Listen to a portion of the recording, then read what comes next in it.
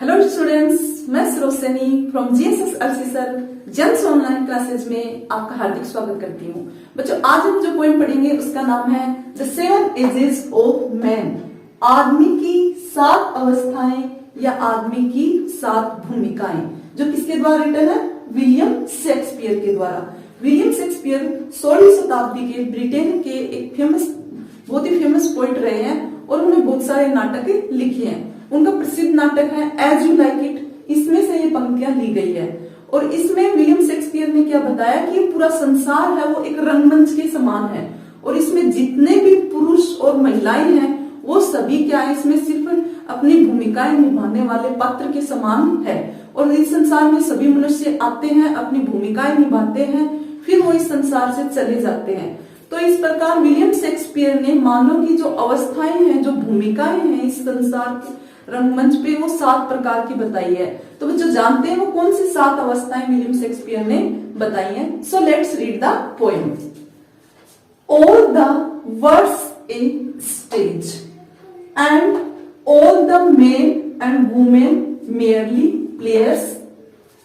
They have their exist and their entrances, and one man in his time plays many parts, his acts being 7 ages. तो William Shakespeare ने मनुष्य की 7 अवस्थाएं बताई हैं और उसमें क्या है, वो 7 भूमिकाएं इस संसार में निभाता है। तो इसमें क्या बताया है? All the words is a stage. All the world is a stage. तो ये पूरा संसार ही क्या है? एक रंगमंच के समान है। पूरी दुनिया को कैसे माना है कि पूरी दुनिया ही एक स्टेज है और वो एक रंगमंच है। And all the main and women merely players. और इस संसार में जन्म लेने वाले प्रत्येक महिला हो या पुरुष हो, वो सभी क्या है, इस संसार के रंगमंच पे अपनी अपनी भूमिका निभाने वाले केवल पात्र है। तो मेयरली मतलब केवल और प्लेयर्स मतलब पात्र जो अपनी भूमिकाएं निभाने वाले हैं। They have their exits and their entrances. Exits मतलब बाहर निकलना और एंट्रेंस मतलब प्रवेश करना।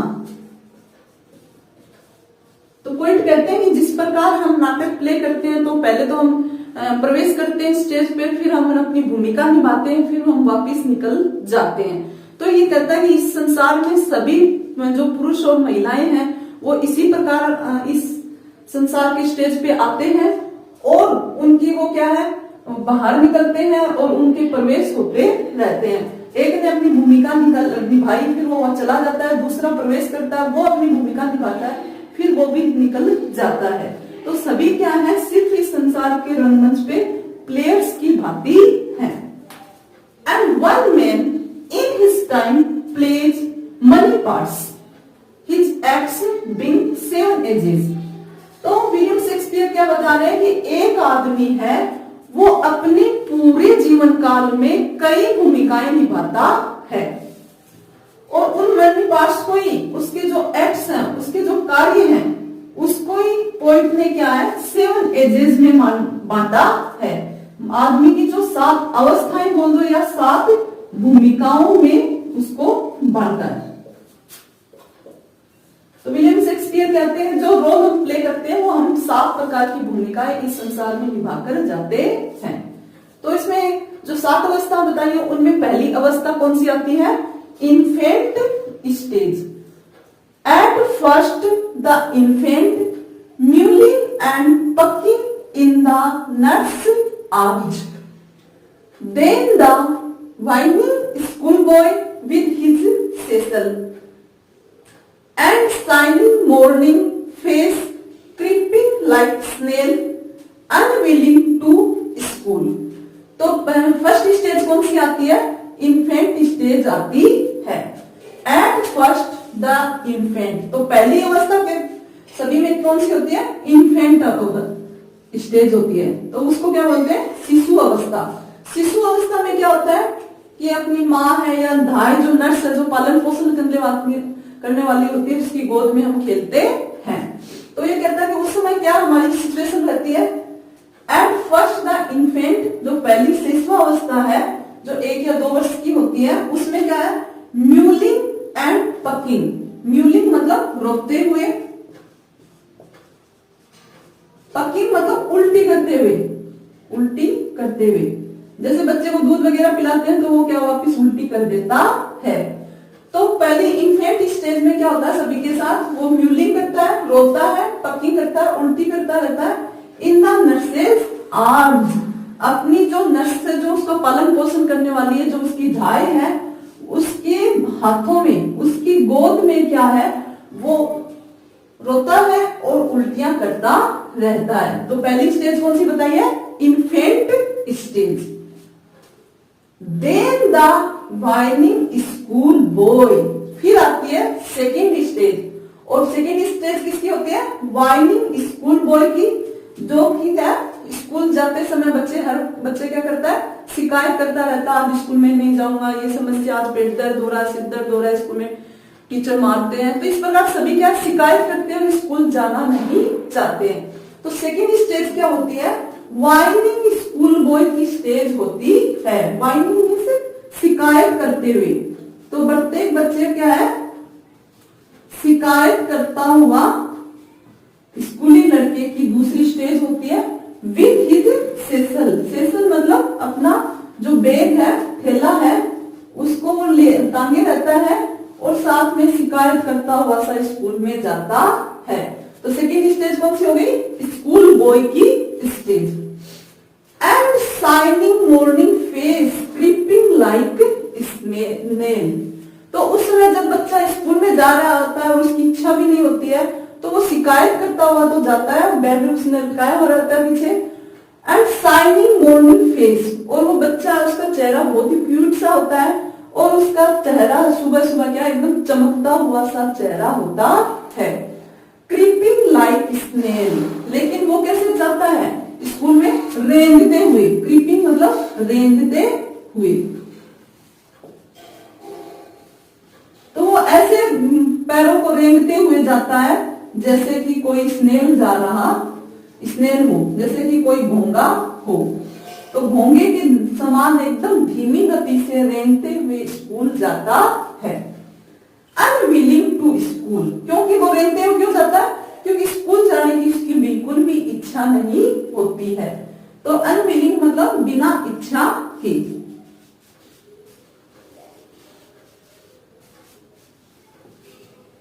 तो बच्चों, विलियम शेक्सपियर ने जो 7 अवस्थाएं बताई हैं, 7 भूमिकाएं हर व्यक्ति के लिए बताई हैं, उसमें पहली भूमिका वो इन्फेंट की भूमिका निभाता है, सेकेंड भूमिका वो निभाता है स्कूल बॉय की।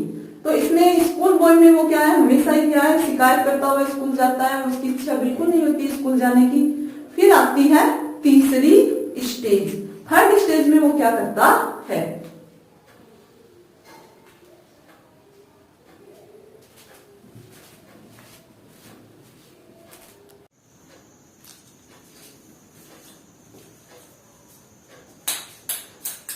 बच्चों, इसके बाद में आती है थर्ड स्टेज, जिसका and then the lover sighing like the furnace with a woeful ballad.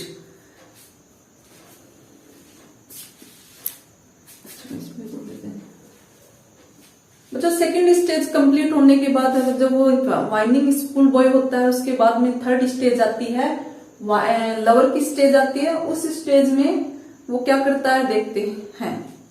बच्चों, फर्स्ट स्टेज में इन्फेंट स्टेज होती है, उसके बाद में वाइनिंग स्कूल बॉय की स्टेज होती है, और थर्ड स्टेज जो होती है उसकी लवर की स्टेज। तो उसमें वो क्या करता है, and then the lover sighing like furnace with a woeful ballad made to his mistress eyebrow. तो जो थर्ड स्टेज होती है, एक लवर की स्टेज होती है, एक प्रेमी की स्टेज होती है। और इस उम्र में हर व्यक्ति क्या होता है, एक प्रेमी की भूमिका में होता है, और वो एक साइन करता रहता है, मतलब आह भरता रहता है। साइन मतलब आह भरना। और कैसे आह भरता रहता है, जैसे कि फर्नेस हो। फर्नेस मीन्स बच्चों भट्टी। तो फर्नेस होता है एक जलती हुई भट्टी होती है जिसमें अंगारे रहते हैं। With a woeful ballad made to his mistress eyebrow, और वह अपनी जो मिस्ट्रेस है उसके आईब्रो, मिस्ट्रेस मतलब यहाँ है उसकी प्रेमिका, तो उसकी प्रेमिका है उसके जो बोहे हैं आईब्रोज हैं उनकी याद में क्या है वो वोफुल बेलेड गाता रहता है। वोफुल बेलेड बच्चों क्या होता है कि वोफुल मतलब होते हैं विरह गीत, वोफुल होता है विरह या शोक गीत और बेलेड होता है गाथा गीत। तो इस लाइन को पूरा समझेंगे हम कि with a woeful ballad made to his mistress eyebrow, तो वो एक तो क्या है भट्टी के समान आह बढ़ता रहता है इसी स्टेज में, और साथ में क्या है अपनी जो प्रेमिका है उसकी बोहों को याद करते हुए उनकी याद में वो विरह बेलेड गाथा गीत गाता रहता है। इसका मतलब क्या बच्चों, थर्ड स्टेज में जब व्यक्ति आता है तो एक वो लगभग प्रेमी की भूमिका में रहता है और उसमें वो अपनी प्रेमिका को याद करते हुए उसकी याद में सैड सॉन्ग्स गाता रहता है। फिर बच्चों जब वो थोड़ा बड़ा होता है उसके अंदर मैच्योरिटी आती है तो आती है उसकी फोर्थ स्टेज। तो फोर्थ स्टेज में बच्चों क्या देखते हैं,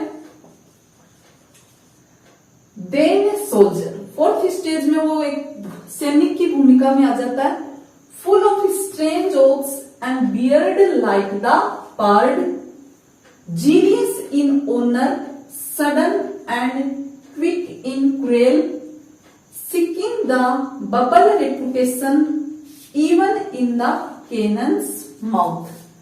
तो बच्चों फोर्थ स्टेज में एकदम बहादुर हो जाता है, मैच्योरिटी उसके अंदर आ जाती है, तो वो क्या होता है एक सैनिक की भूमिका में होता है।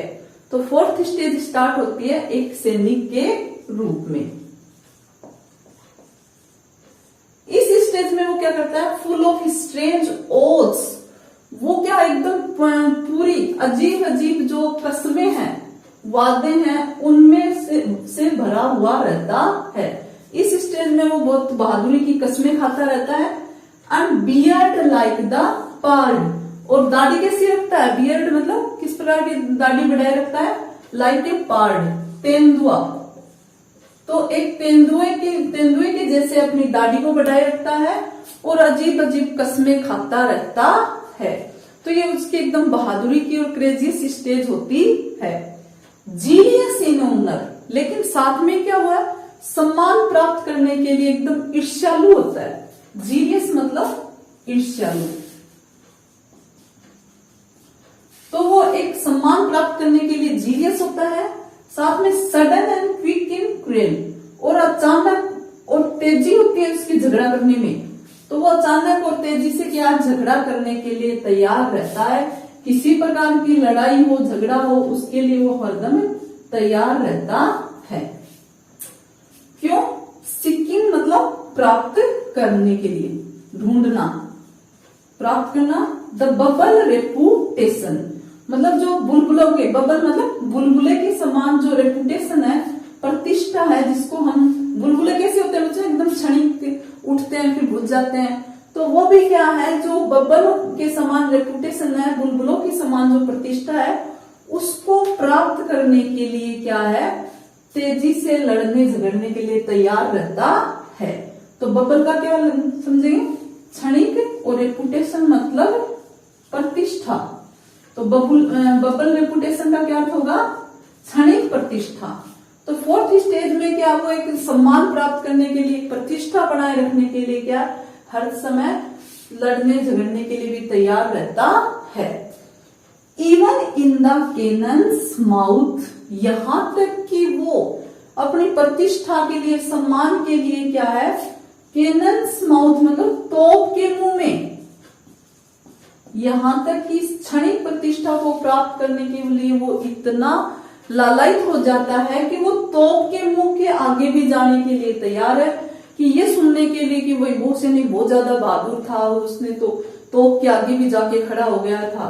तो इस प्रकार वो एक क्षणिक प्रतिष्ठा के लिए कैनन्स माउथ में भी जाने को तैयार रहता है। तो ये फोर्थ स्टेज क्या बच्चों, एकदम बहादुरी की स्टेज होती है। फिर आती है फिफ्थ स्टेज। फिफ्थ स्टेज कैसी होती है वो हम देखते हैं। तो जो फिफ्थ स्टेज में होते हैं एंड देन द जस्टिस। फिर फिफ्थ स्टेज किसकी आती है, एक न्यायाधीश की भूमिका में व्यक्ति रहता है। In fair round belly with good capon line with eyes severe and beard of formal cut, full of wise soch and modern instance, and so he plays his part। तो बच्चों फिफ्थ स्टेज आती है justice की stage. तो मतलब पांचवी भूमिका में व्यक्ति कैसा हो जाता है, एकदम न्यायाधीश की तरह बातें करने लग जाता है और न्यायवादी बन जाता है। And then the justice, fifth stage क्या है, न्यायाधीश की उम्र होती स्टेज होती है। तो इस स्टेज में क्या करता है, इन फेयर राउंड बेली, तो उसकी एकदम बेली मतलब यहाँ पे पेट या तोंद, तो उसकी एकदम गोल मटोल सी तोंद हो जाती है। With a good capon line, और ऐसे लगता है उसकी गोल मटोल सी जो तोंद है जो निकल आती है उसमें क्या है, अच्छे जो चूजे हैं उनका मांस भरा हुआ, वो सारे ऐसे लगता है कि उसके पेट में जो चूजों का मांस खाने से क्या वो सारे लाइन में जाके जम गए हो, इस प्रकार उसकी तोंद बढ़ी हुई रहती है। तो केपन लाइन मतलब क्या हो गया, चूजों का मांस भरा हुआ होना, चूजों के मांस से भरा हुआ, मांस से भरा हुआ। तो जब फिफ्थ स्टेज में ऐसे उसकी गोल मटोल सी तोंद निकल आती है और उसमें ऐसे लगता है कि बहुत सारे चूजे खा लिए हो और उसके वो जाके पेट में जमा हो गए हो लाइन से जैसे। तो बच्चा 16वीं शताब्दी में क्या होता था, जो न्यायाधीश होते थे वो क्या है, उनको लोग क्या है रिश्वत देने के लिए उनके लिए ताजा चूजों का मांस लेके जाया करते थे और वो खा के वो न्यायाधीश रिश्वत ले लेके तो उनकी तोंद निकल आती थी।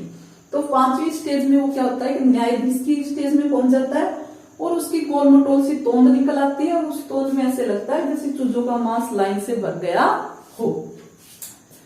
विद आइज सेवियर मतलब कठोर, और उसकी आंखें एकदम कठोरता लिए हुई होती हैं। And beard of formal cut, और उसकी दाढ़ी क्या होती है, एकदम औपचारिक कट लिए हुई होती है, औपचारिक डिजाइन की होती है। फॉर्मल कट मतलब औपचारिक डिजाइन।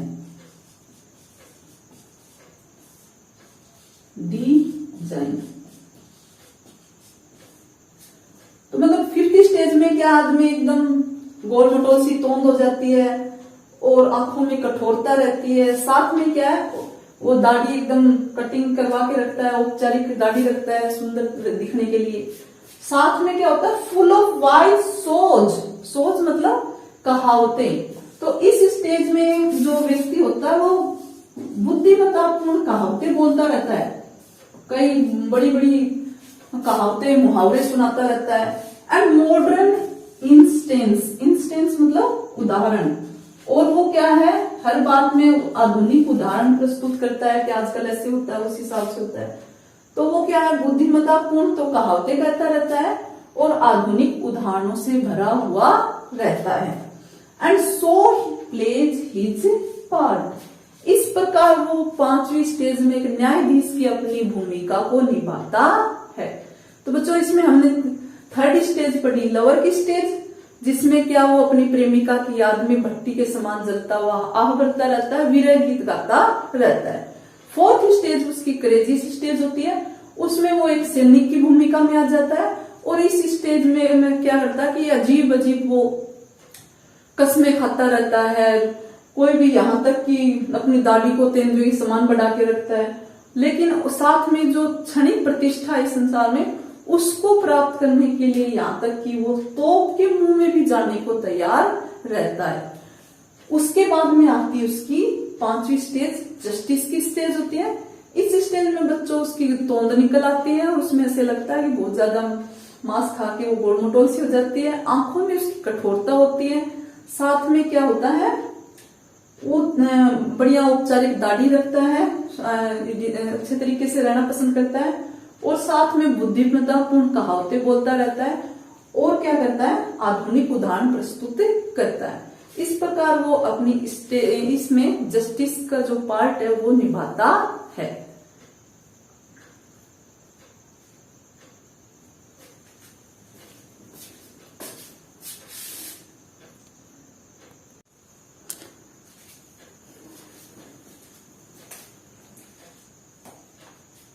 बच्चों इसके बाद में आती है सिक्स्थ स्टेज। तो देखते हैं सिक्स्थ स्टेज में क्या होता है। बच्चों इसके बाद में आती है सिक्स्थ स्टेज। तो देखते हैं सिक्स्थ स्टेज में क्या होता है। The sixth age shifts into the lean and slipper pantaloon with spectacles on nose and pouch on side. His youthful hose, well saved, a word too wide for his shrunk shank, and his big manly voice turning again toward childish treble pipes and whistles in his sound। तो बच्चों fifth stage के बाद में छठी stage आती है, वो उसके बुढ़ापे की तरफ व्यक्ति जब बढ़ता है। तो इसमें क्या कहता है, द सिक्स्थ एज शिफ्ट्स, जो छठी अवस्था है, हर व्यक्ति की जो छठी भूमिका है वो शिफ्ट हो जाती है, उसमें स्थानांतरित हो जाती है। शिफ्ट होना मतलब स्थानांतरित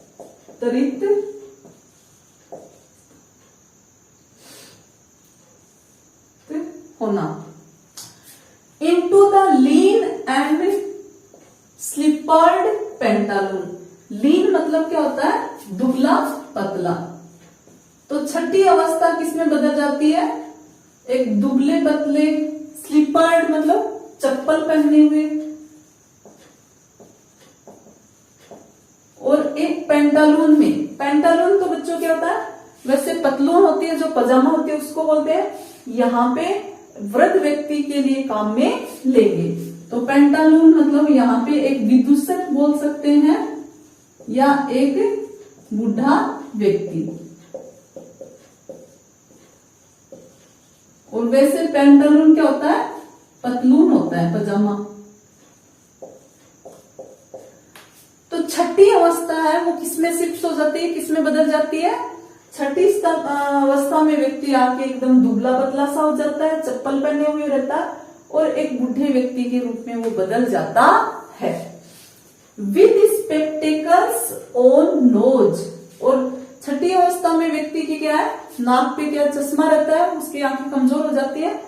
तो स्पेक्टेकल्स ऑन नोज मतलब उसकी नाक पर हरदम क्या है, चश्मा रहता है। एंड पाउच ऑन साइड, और उसकी जो दोनों साइड है वहां पर क्या है, उसकी जो स्किन है वो लटकने लग जाती है। तो दोनों उसकी जो त्वचा है वो पाउच के समान ढीली सी पड़ जाती है, और उसकी नाक पे हमेशा चश्मा रहता है। हिज यूथफुल होज, होज मतलब यहाँ पे जो उसके युवावस्था के ड्रेसेज हैं। होज वैसे तो क्या होता है, घुटनों तक के जुराब होते हैं, लेकिन होज यहाँ पे उसकी ड्रेसेज। तो उसकी जो युवावस्था के कपड़े हैं वो क्या है, वेल सेव्ड, जो कि उसने बहुत अच्छे से संभाल के रखे हुए हैं।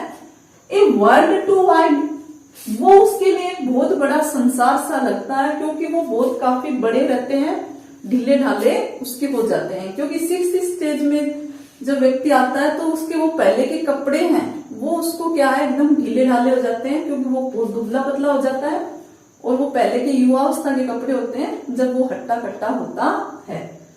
तो वो कपड़े अब जो उसने संभाल के देख रखे हुए थे, अब जो वो पहन के देखता है तो ऐसे लगता है कि जैसे बहुत बड़ा संसार सा हो। फॉर हिज श्रंक सेम, किसके लिए, उसकी जो सिकुड़ी हुई टांगे हैं उनके लिए जो युवावस्था के कपड़े हैं वो ऐसे लगते हैं कि वो बहुत बड़ा संसार सा हो।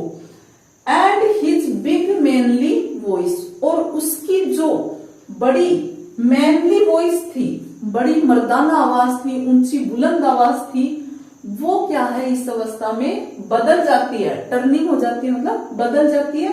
किसमें बदल जाती है, turning again toward childish terrible pipes.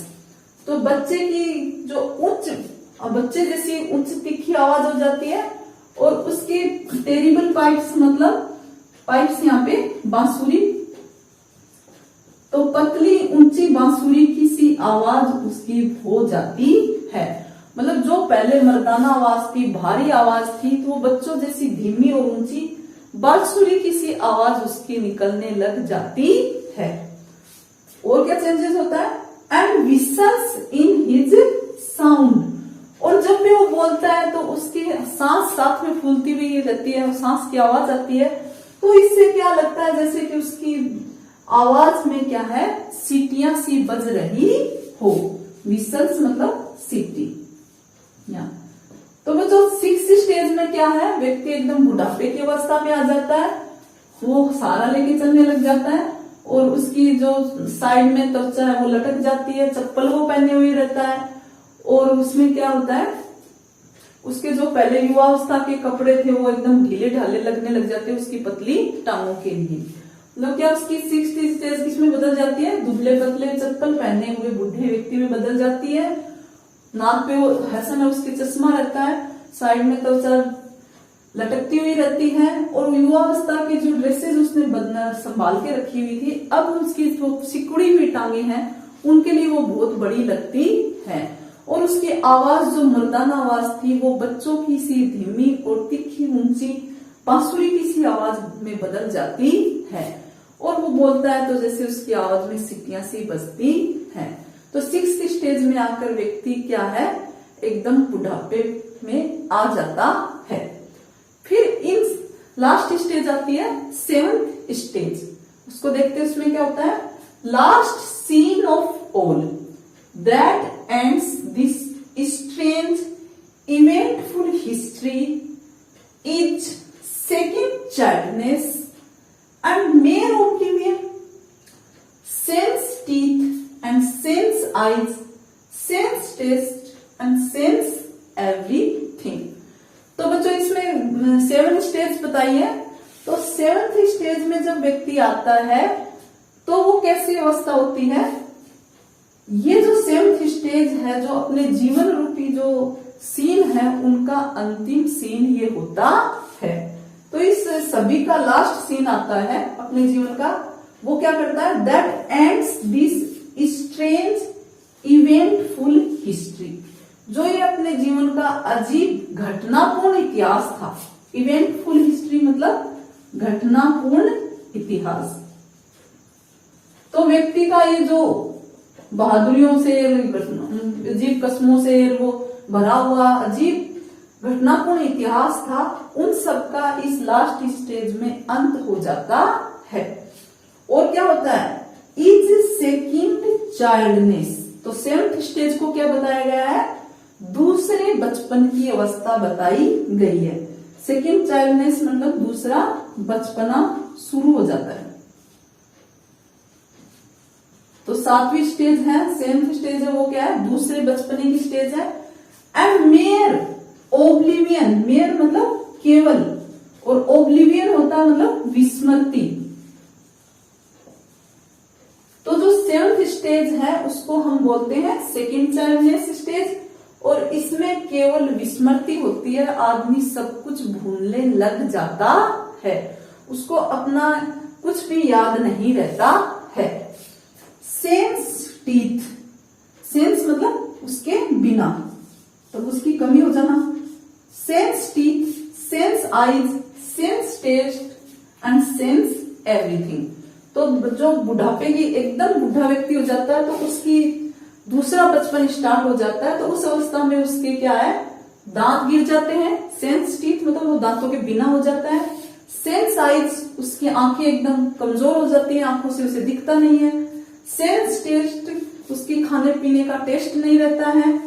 और सेंस एवरीथिंग, और उसके जीवन में हर चीज की कमी या हर चीज के बिना वो हो जाता है। तो ये आती है 7वीं स्टेज, जिसमें क्या है, न तो आंखों से दिखता है, न दांत रहते हैं, त्वचा एकदम कंजूरियां पड़ जाती हैं, बाल वगैरह कुछ, सारी ज्ञानेंद्रियां क्या है? काम करना बंद कर देती है, हर चीज का अभाव हो जाता है। तो बच्चों शेक्सपियर ने अपने जीवन की 7 जो अवस्थाएं बताई हैं वो हमने पढ़ी है। तो छठी और 7वीं अवस्था क्या है, एकदम बुढ़ापे की अवस्थाएं होती हैं, और जो लास्ट स्टेज है वो क्या है, उसको हम क्या है दूसरा बचपन ही बोलते हैं। जैसे बचपन में बच्चे के दांत वगैरह कुछ नहीं होते, वो दूसरों के सहारे रहता है, वैसे ही जो दूसरा बचपन है बुढ़ापे का एकदम लास्ट स्टेज होती है वो होती है। इसमें सारी ज्ञानेंद्रियां काम करना धीरे धीरे कम कर देती है। तो बच्चों आई होप आपको ये पोएम बहुत अच्छी लगी होगी।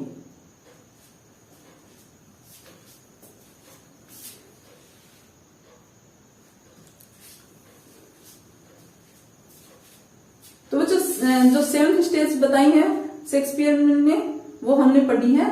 अब अगले वीडियो में हम इसके क्वेश्चन आंसर करेंगे। Thank you.